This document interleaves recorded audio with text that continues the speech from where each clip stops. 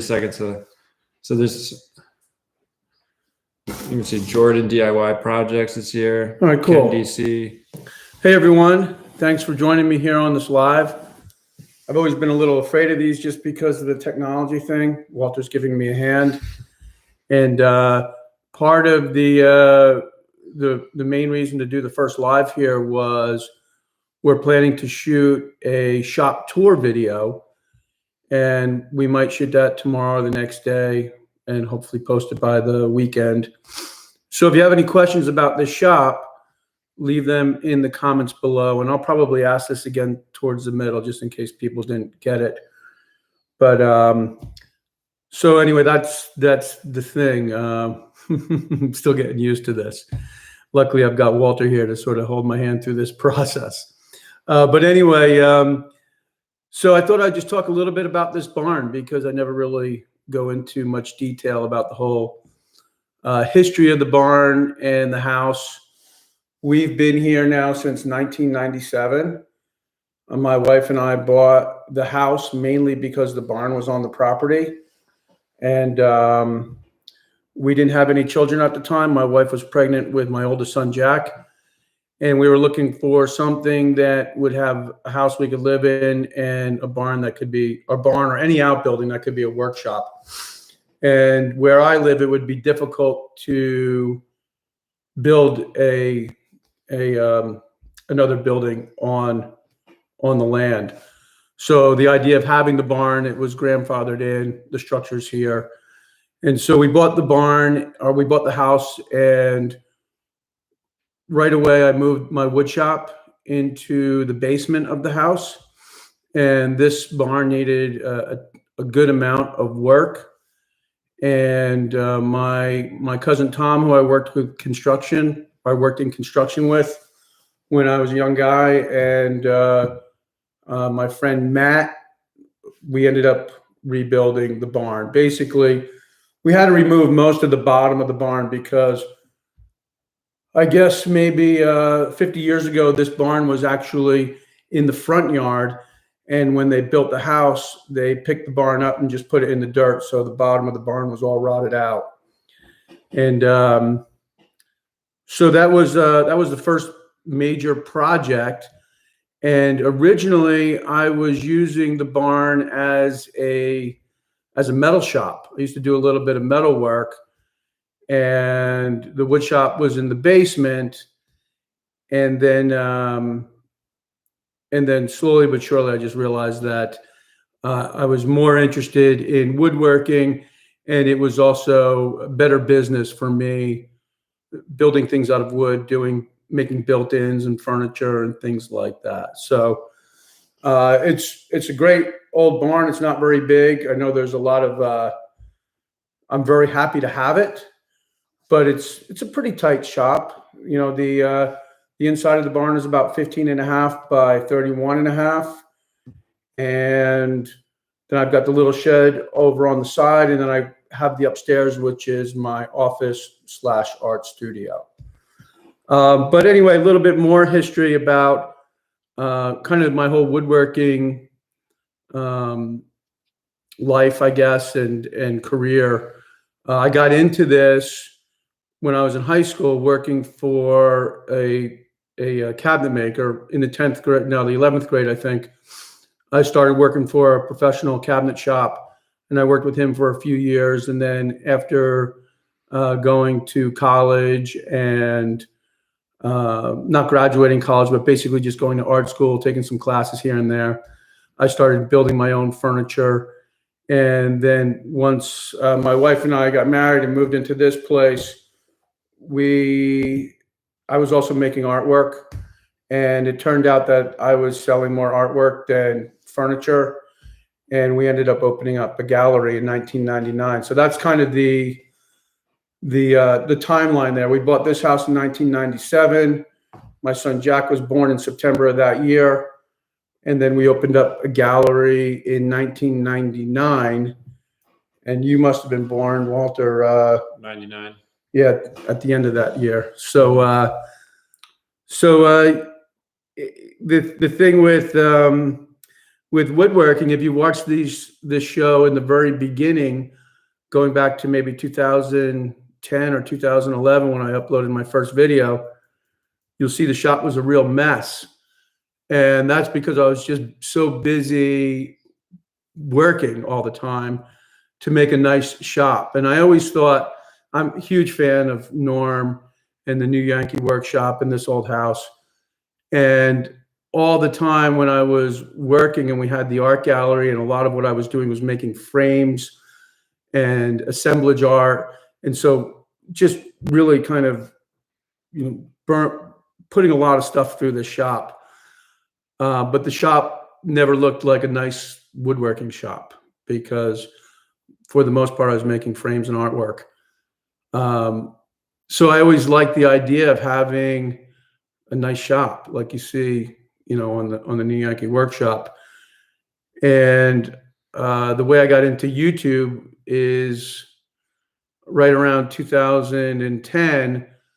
I always wanted that. I thought that would be great to have a woodworking show, but I didn't know how to shoot video. I didn't know anybody who did shoot video or have a camera or anything. And then YouTube came along, and the first thing I did was make a video of the boys, my 3 sons, snowboarding. And that was an eye-opener to me that I could make video. And then I made my first woodworking video was what I call the Vermont farm table.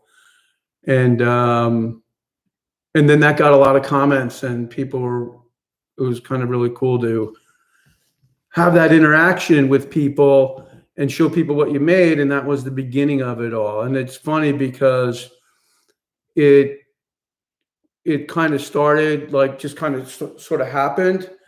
But I'm sure you remember me sort of like really putting a lot of hours in, like in 2013 and Yeah, 2000. And like, I don't work I still work pretty hard, but I was really focused, I think right around 2013, 2014, when I started to realize that this could be something. I would spend most of the day in here building and filming. And then right after dinner, I would just be editing until maybe 9 o'clock at night, and then wake up the next morning. I would call it my rough edits at night. So I would kind of take all the footage, kind of figure out what I wanted, put it in the right order, and then in the morning kind of make it make sense, and then get back out here again to continue the story. So it was a pretty cool thing, I think. It's kind of funny how it happened. And the cool thing, at the same time, there was all these other woodworkers, but there weren't so many, so you kind of knew everybody, like Steve Ramsey and Mark Spagnolia. It was kind of a smaller. There just wasn't so many players in the game, so you actually knew everybody. So it was really cool, and it's fun. It turned into something. And it's funny, like now Walter's working with me, and this is a summer thing, but Walter's going to school for film. And the neat thing is, I mean, you never know how that's going to work out, because Walter has his life, I've got mine. And I think the most important thing with us working together is just listening. Yeah, that's for sure. Like I'll say that you got to listen to me a little bit more because I'm older. But, here's a cool question from Weighing Your DIY, because it's relevant. They say, any tips for aspiring YouTubers? Yeah, I think that there's so much room out there for anybody. I don't think it's over. Meaning, like, if you didn't get in it right away, you can't get in it, because I see a lot of new channels really blowing up. So my advice is just to produce. Make the videos. You have to honestly critique yourself too. So look at your video and think, is it long? Do I need to cut some of this out, or can it be better? I know my videos can be better. I need to work on that. But yeah, just do it, just get out there, put the time in and upload. you know, and it's amazing because you'll see relatively young channels just exploding.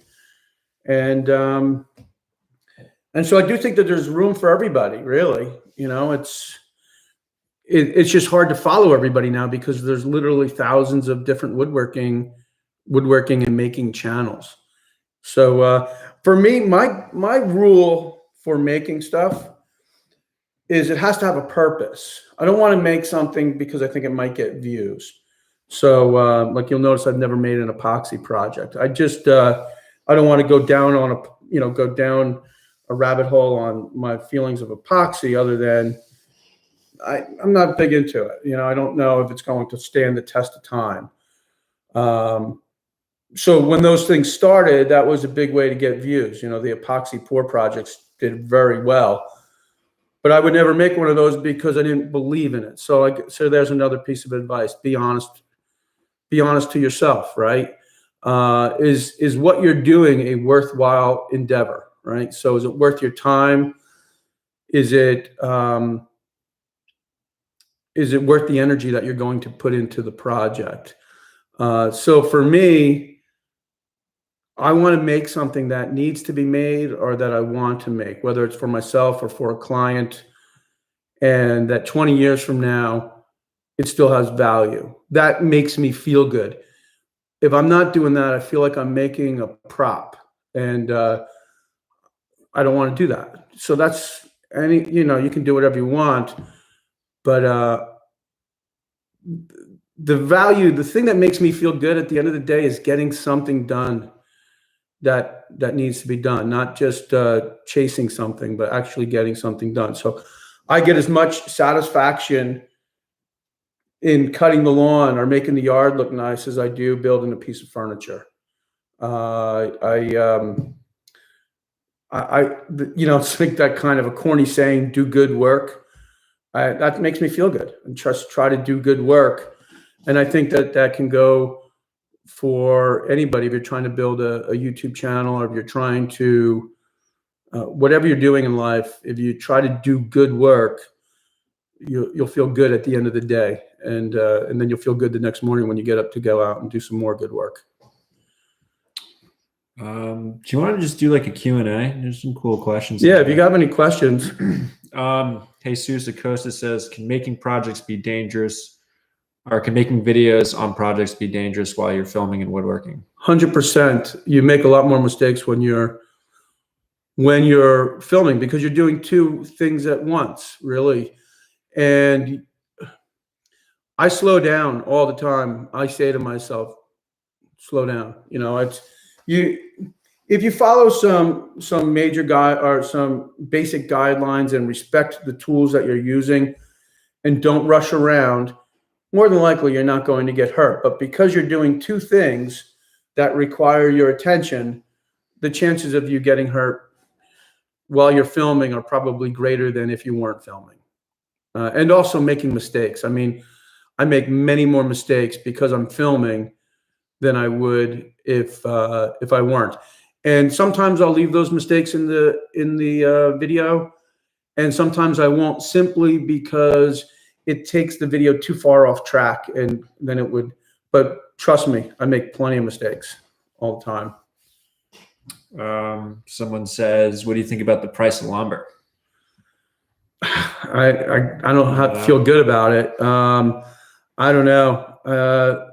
With the furniture that I make, I don't use a ton of lumber. I'm glad I'm not building a house right now, because we were just over at Lowe's, and I think a 2x4 was $9.90. And that's just kind of like, I can't even imagine building a wall right now. It's $100 to build a 10-foot wall. That's crazy. I wanted to remind everybody, if you've just joined in, that we're going to be shooting a shop tour video. So if you have any questions about the shop, the tools in the shop, the dimensions, the heat, whatever, leave them in the comments below. And probably Walter's going to be asking me questions, and you might edit yourself out, or however you edit it, because you're going to do it. But that way he can ask those questions, because if I try to do a shop tour on my own, there's a good chance I'm not going to remember the questions, or or I'll glaze over things just because I'm not thinking of them. Here's a cool question. Michael Perkins says, have you ever started a video project and then days in just said, nope, this project sucks, and abandoned it? Hey, Michael. I know Michael. I can't think of one. Okay. The only one that I never finished was the shed project. That's going way, way back. I built a foundation for the shed. Then I built the rafters, or the truss system for the shed. And then Hurricane Sandy happened. We lost power for 3 weeks here in New Jersey. And then something else happened. And then those trusses were just, I think only maybe half of the trusses were built or something. They were in the basement and they stayed there for like 2 years. And then we took them apart. I ended up buying a shed and just putting it on the foundation that I built. And those old trusses, you actually took them apart. Walter took them apart with the impact driver, and we used those 2x4s to build the dust collection shed a couple of years ago. So I think that's the only one. There have been projects where I didn't really want to continue to finish, but I just sort of muscle through and get it done. And it's not that I didn't like the project. It's just that woodworking is sometimes, there's just so many steps. Like the chest of drawers that I recently made, that was a long video. And that's the thing with woodworking. You make one, if you're making a chest of drawers, you're not going to just make one drawer. And the repetitiveness of woodworking can get a little boring, I guess, especially when you're videoing it too. Peter Norris says, how does 1/2-inch plywood compare to 3/4 for building cabinets? I always use 3/4. I just go heavy because I am mostly building them for myself. I mean, if we build the kitchen, if we're planning this Vermont project eventually, I'll probably use 3/4. I just like the fact that the 3/4 is going to hold a screw better if I'm going to use drawer slides. But I wouldn't consider myself a professional kitchen cabinet maker. I can do it, but I don't take into account a lot of things that like a professional operation would. Because I do so little, the cost isn't as much as it would be if you were doing like a house after house. Victor Garcia says, would a 10x12 shed be enough to use as a woodworking shop? What's the square footage in your shop? You can definitely start with a 10x12 shed. If you can go bigger, always go bigger. 12x16 would be great. Isn't that kind of what that one is? That's 10x16. The little shed that we have over there is 10x16. Yeah, that little bit of wider, those extra 2 feet for 12, if you can get 12x16, that would definitely, I've never heard anybody complain that their shop was too big. Even if it's only going, an extra foot or two, it's going to make a difference. And like taking that little wall down, if you've been following along from last year, this barn had a covered porch on it. And years ago, I walled in the covered porch, and it just became kind of a catch-all space. And then last year, I took that wall down. It wasn't a load-bearing wall, and it's just really opened up this space. And so I'll talk about that more when we post the shop tour video later this week. Keith McMurray says, hi, John. Thanks for the content. Hey, Keith. When you are designing a piece of furniture, where are you getting your ideas or your inspiration for when you're designing them? I like mid-century modern furniture. So I don't look at I don't go and like do Google searches on furniture because I don't want to be influenced, even though I'm sure a lot of my stuff looks like anything that you might find on the computer. But I'm a big believer in the thing that makes a piece of furniture elegant, and that's what I'm going for. I want a piece of furniture to look elegant. Often comes down to an eighth of an inch, a quarter of an inch. It's just those little things that make something look kind of light and elegant, even if it's a box. So that chest of drawers I recently built, it's just a box sitting on a little base. To me, it looks elegant. It looks sort of simple and clean. And I think that brings me on to another portion of just like this show and everything. After you do something like this for this long, you can get kind of like burnt out. Like, what's the next move? What are you going to do next? And I think ultimately I want to do something where I'm dealing with the space. Because if you know me in the beginning, I used to do a lot more art projects, and I'm really into art. I'm not like, I just like the way original good art affects a space architecturally. And so if you can marry good art, good furniture, and good design into a space, that's what I ultimately like. So that's kind of what I'm going to go for when I can afford it. I mean, right now, I'm probably a couple years out still. I don't like to do anything that is going to be like a financial risk. I only want to do things if I can do it and it's fun and I can enjoy it. And I mean, who knows? Walter and I might end up building a house up in Vermont, or doing like some kind of a modular home, and then we'll finish the house, because I don't feel like putting siding on a house or roofing on a house. I'm more into the interior work, and again, that'll happen. We'll see what happens next year if Walter's still into doing that. My other son Michael is very hands-on, very into landscaping and things like that. So life is short, so we'll talk, and we might say to each other, "Hey, let's take a year and build a house." It's like, that's 1 year out of our lives. See what happens. Yeah, I think everyone's on the same page with that.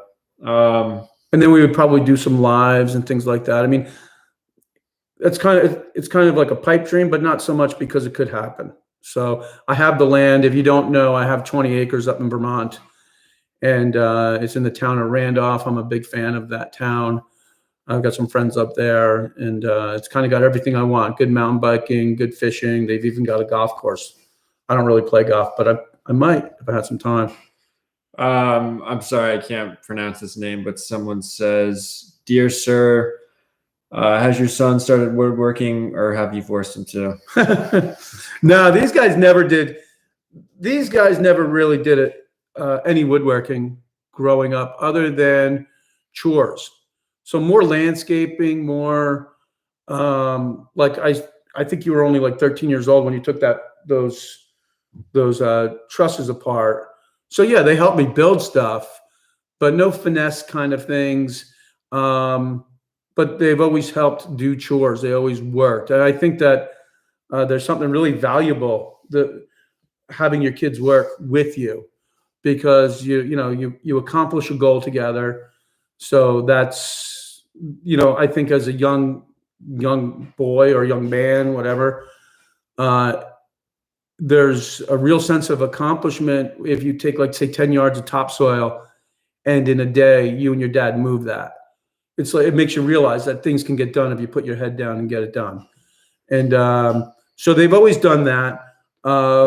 My feeling, it's interesting because Walter's really never done any woodworking. In fact, I'm going to teach him how to use the table saw probably next week. I would never let any of the boys use my Powermatic, because I'm not comfortable with them using the Powermatic. But with the saw stop, because of the saw stop technology, I just feel more comfortable. Like, yeah, you can use this. And once I give them a couple lessons, I'll say, okay, now use it on your own. Take your time and respect the tool. Because the Powermatic doesn't have a riving knife, it doesn't have the saw stop technology, and because nobody really expressed a major interest, I never pushed them into woodworking. What's interesting to me, after working with Walter on the table project, is you can take it for granted that everybody knows how to use a tool.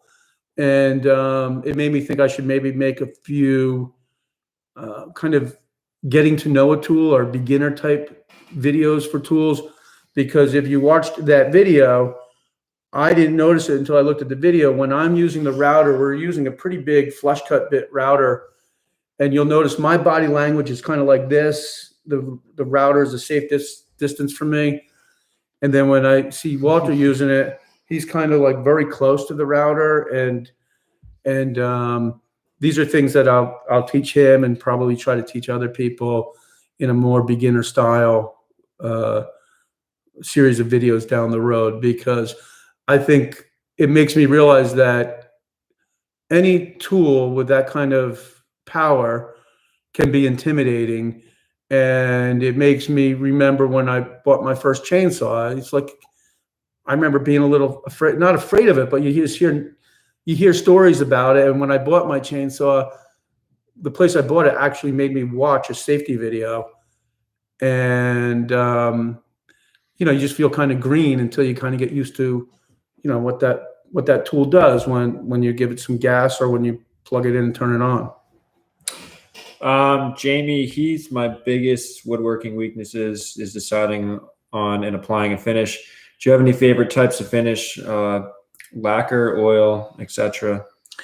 Well, if you can spraying lacquer is just so easy and fast. A solvent-based lacquer, and it's going to give you a nice finish, I think. If you don't, and you want that, you want the warm kind of feel of the wood, you can use Waterlocks. It's a white bond varnish. It's going to take a lot longer, but that works pretty good. And I don't mind waterborne lacquers either, but my advice is never to put a waterborne lacquer over a darker wood like a cherry or a walnut or even a white oak, unless you seal it first with shellac. So I've made a few pieces of furniture in the past where I use a waterborne lacquer, but you seal it with shellac because that's going to give you the warm brilliance of the wood. If you don't do that, then your wood is going to look very dead. It's going to be very, very dull. So the only time I'll use straight waterborne lacquer or polyurethane on material is something like birch plywood or maybe maple. Maple, I don't use a lot of maple, but I don't think I'd want to put shellac on maple because that kind of would give it that yellowy orange color, and I don't really like that.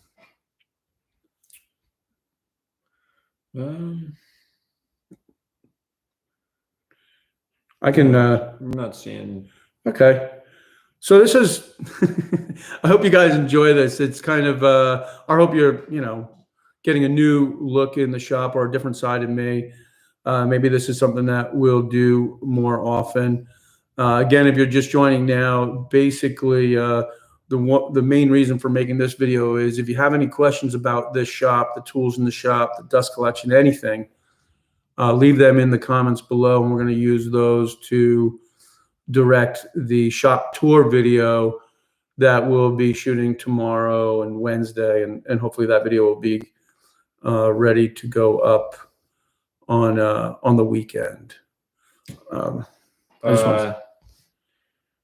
Stephen P asks, when is the next skateboard project? I don't know. It's funny. I used to do a lot of skateboards. What happened was somebody gave me a lot of decks, so I would paint the decks, and it was kind of a nice way to kind of do a little bit of an art project, and then also have a skateboard. And I think these guys ended up using all those decks. Yeah, they were good decks. The funny thing was, my wife wanted to save them just because figured like the kids would put them in their rooms or whatever when they got older in their houses or whatever. But ultimately they would break a deck and they would just go out and get one, or they'd ask me, hey, can I have one of those decks? And if I didn't care, so I think there's just one that's got aluminum on the bottom that I didn't let you guys. Gone too. No, that's not the red one, the white one. There's a white one with some aluminum on the bottom. And I think I made one with Olivia. I do have a daughter. My daughter is I think she's 8 years younger than my youngest son. So there's a major age gap there. So I do just as many things with her, but some kind of a flying place. Is that a bee? Yeah, it's definitely not a fly. Huh. Anyway, might have to bring out the bug assault gun. I don't want to kill a bee though. I would kill a fly, but not a honeybee. Any reasons for Michael Mahosky? Sorry, Michael. Any reason for not using a router table or not having one in your shop? Depending on the tool, I do find it easier to bring the wood up to the tool instead of the tool to the wood. I know exactly what he's talking about. I've wanted to. I might put a router table in the shop one of these days. I'm kind of a creature of habit. You probably notice I don't do a lot of. I do kind of a lot of the same thing over and over again, and I just like that little handheld Milwaukee router. I don't use a router a ton because I'm not making raised panel doors and things like that. Mostly I'm using a little chamfer bit, little roundovers, things like that. And if I am using a router for joinery, often I'm using like a plunge router. But mainly it's just because I haven't had it in the shop. So Walter's more of a tech guy than I am. I don't like doing anything. Like I don't even like working on my machines. I know some woodworkers love to true up their jointers and their table saws. I just don't want to do any of that. I do it because I have to, but Walter's sort of a different person that way. And that was kind of brought to my attention when you fixed the generator. So we have two generators. One of the generators didn't work. And so Walter cleaned out the carburetor and fixed it. Right. So I didn't tell him what to do or how to do it. He just is more of a technical guy, with computers, with tools probably. So there's another thing. Like we may end up doing something one day together where we have a wood shop and a metal shop where I can do a little metal work, but he's more interested in it. And I've never had any interest in a CNC machine, but he does. So maybe we'll do something with the CNC machine one day. So we're just sort of playing it by ear. My feeling is if we work together on a few projects, no bad can come of it. You're just going to end up with some more skills. And it's always nice to be able to hang out with your son because it's a small window of time before, like he doesn't realize it, but before you know it, he may end up getting married and have kids or whatever. So if we get a couple of years of hanging out and building stuff, that's a real bonus. Trav Bub says, what's your recommendation on a good set of chisels? It's kind of a neat one. I don't have a good recommendation. I'm definitely not a tool guy. I have the chisel that I've been using for all these years. I don't even know the name of them, but that's what I do. but and a lot of times they're not sharp, so I have to go, like every time I'm going to go do some detailed work, I have to go and then give them a good sharpening. And it's funny. I was talking to somebody the other day. I said, if I'm totally honest, I'm not that great of a woodworker. I usually try to figure out things that are sort of simple to make that I think look good, and then I make those. So there's so many better woodworkers out there, and guys who are like guys and gals who are really into like all the tools. And for me, I like the designing part. I like the building part, but I like the designing part, and I like to see when it all comes together and you have a piece of furniture that aesthetically works, because you can put a lot of time and energy into something and it not work. And so if you can make something that in your mind is beautiful and elegant, then that's the real success. So that's what I'm going for. I don't really care how I get there. That's just what I'm going for.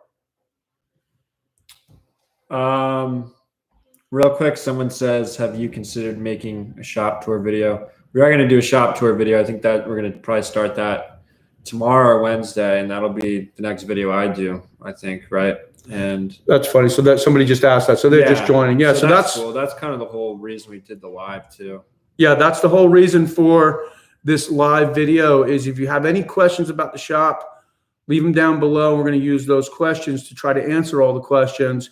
Otherwise, you know, we actually tried to shoot a quick shop tour and it was like 7 minutes long. So I was just like, this is this.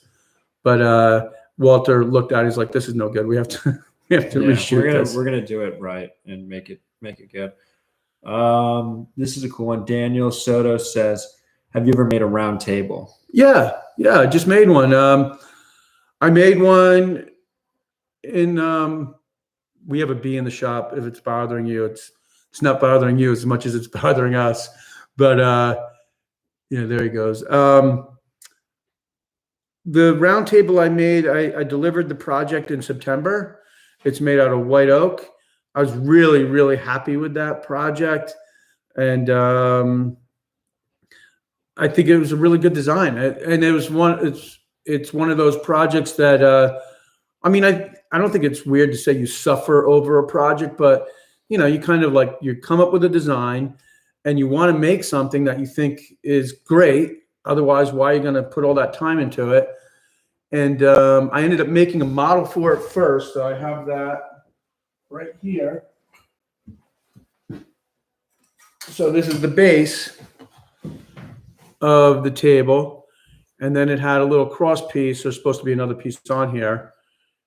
And then it had a round top. And so getting back to where I was saying, I think the difference between an elegant design and kind of a clumsy design is often just a quarter of an inch or an eighth of an inch. The tabletop is made out of 5/4 material, so about 1 1/8 inches thick.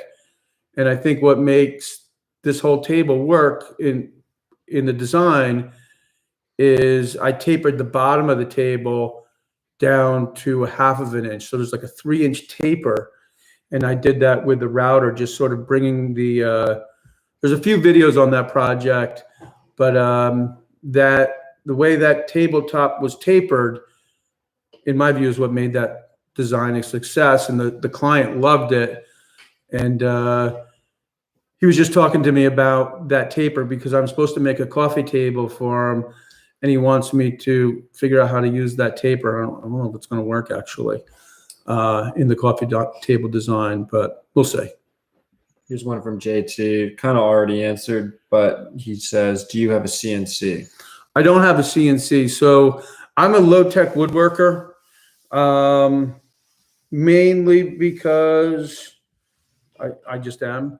But Walter is more of a tech guy, so we work on projects together down the road. If we end up doing this house shop project up in Vermont one day, I can see getting into like I would like to design things on a CNC, but I just don't want to do any of the computer work. I don't want to do any of it. But I could see using a CNC more for like art projects. Yeah, or metal stuff. There's cool stuff with that. Not a CNC, but let me see here.